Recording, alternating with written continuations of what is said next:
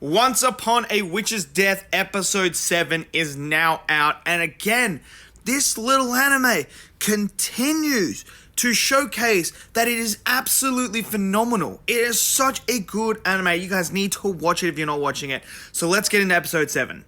So we get introduced to this new character who Meg spends a lot of time with. So they're going to like this festival thingy that happens every 20 years in like this magical kingdom.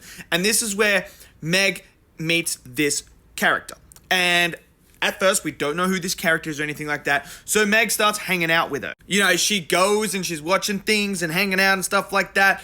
And then it later gets revealed that this is actually Chloe, the Witch of Words. So when we see Meg frothing over Chloe on TV for winning the most beautiful witch of all time, and you know, that sort of like pageant thing that she does. Yeah, she can't wait to meet her. And then we see that particular person and her, and they're like, oh, I missed you. I don't know where you were in that. Turns out it's a body double because she can't actually use magic, but she's actually half human, half spirit. So you can already see we're getting some more information and lore about these witches and stuff like that and how different they are.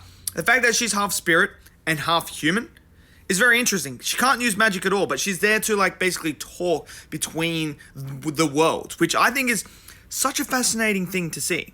However, we do finally get to meet this witch, the Witch of Disasters. And Meg meets her, and she basically says, oh, you're cursed. There's a cruel fate awaiting you. And then this is where Meg gets a glimpse into the wars and everything that she has to deal with in that. And then we get her on stage, and she's able to stop everyone from taking photos and talking about her and all that stuff. She's crazy. But Meg doesn't find out any more about the curse because she's hoping that she could. We find out Chloe likes Faust. She's a huge fan of Faust and doesn't realize Meg is actually her apprentice. But it is all fun. It's hilarious. I love when they see her and she's surrounded by people, and then Meg makes the reference of, oh, she's just stinky feet and stuff like that. And then she turns and faces her and she's like, I'm gonna kill you.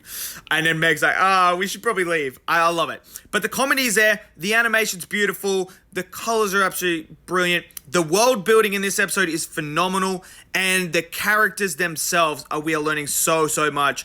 And man, I can't wait to see what role this is. Because now they've introduced this whole thing about using the magic core of the world and stuff like that to try and help it and save it, oh man, we're just getting so much stuff, so much depth in this little anime. So let me know what you guys thought of episode 7.